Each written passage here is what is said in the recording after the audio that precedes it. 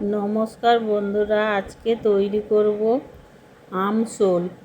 রেসিপিটি আপনাদের সঙ্গে শেয়ার করি। চলুন, প্রথমে মাছটাকে কেটে লবণ হলুদ মাখিয়ে রেখেছি।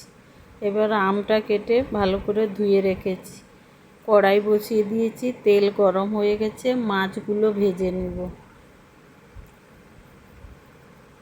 গরমের দিনে আমসোল খেতে খুবই ভালো লাগে, টক লাগে।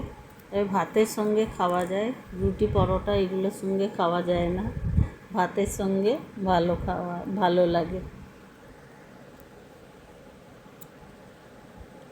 এক পিঠ হয়ে গেছে, আর এক উল্টে পাল্টে দিব মাছগুলোকে।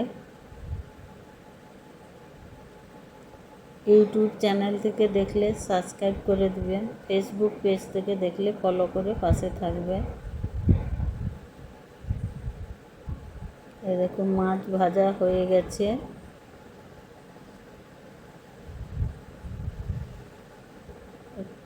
মাছগুলোকে এক সাইড করে ওই তেলের মধ্যে 5 ফোড়ন, কাঁচা লঙ্কা ফোড়নের জন্য দিয়ে আমগুলো দিয়ে দিব।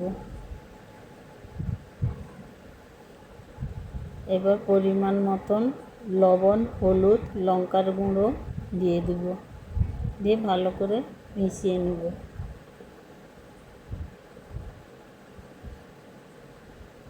মেশানো হয়ে গেছে। এরপরে 1 চামচ সর্ষে বেটে নিয়ে রেখেছি, ওই জলটা গুলে দিয়ে দিব।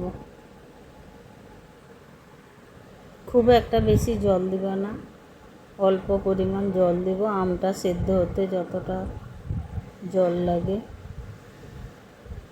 এই দেখুন, আমগুলো সেদ্ধ হয়ে গেছে, ভালো করে মিশিয়ে নেব, টক টক হবে।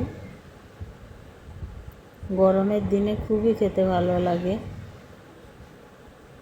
রেসিপিটি ভালো লাগলে লাইক, কমেন্ট, শেয়ার করবেন। দেখো, আমাদের আমসোল রেডি হয়ে গেছে।